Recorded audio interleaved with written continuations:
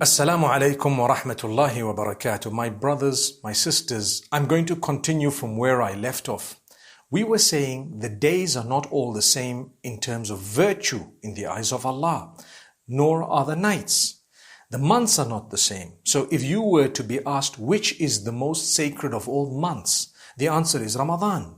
If you were to be asked which is the most blessed of all the nights, the answer is the night of Qadr, the night of power or decree. If you were to be asked which is the best day of the year, as Muslims, what do we believe? Well, the best day is the day of Arafah, without a doubt. If you were to be asked which nights are the best in terms of a set of 10 nights, you would say the last 10 nights of Ramadan. If you were to be asked which days are the best 10 days in the year, you would have to say the first 10 days of Dhul Hijjah. Now, where do we get this from? We get it from the hadith of Ibn Abbas radiyallahu anhu, where he speaks about what the Prophet ﷺ said. He says, "Ma min ayyamin," there are no days wherein which good deeds are more loved by Allah except or than the first 10 days of Dhul Hijjah. "Ma min ayyamin al-amalu salihu fihinna ahabba ila Allahi min hadhihi al-ashr." There are no days besides these 10 wherein Allah loves good deeds more. So this would mean do as many good deeds as you can during the day. Which days? These 10 days of Dhul Hijjah. Now, this is something amazing because the Prophet ﷺ has taught us about these 10 days. In fact, Allah subhanahu wa ta'ala mentions their virtue in a certain way in the Quran. If you look at the oaths that are taken by Allah Almighty, He doesn't take an oath except by that which is extremely important and He wants to highlight something about it. And only Allah is allowed to take an oath with those things. As for us, we're not allowed to take an oath except by Allah. "Man kana halifan falyahlif billah." Whoever is going to take an oath should only take an oath by Allah. It is prohibited to take an oath by your mother, your son, your father, whoever else it may be. Haram. You should not do that. You know, some people take an oath on their father or their son or child, etc. That's not allowed. The Prophet ﷺ says, "La tahlifu bi abaikum."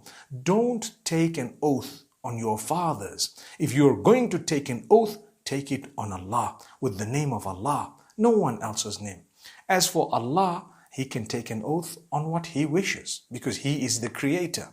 So He has taken an oath on so many things or with so many things. One of them, He says in Surah Al-Fajr, "Wal Fajr." He swears by daybreak. He swears by the Fajr. The oath. He takes an oath and He says, "Walayalin ashr." He swears by the 10 days. 10 days of what?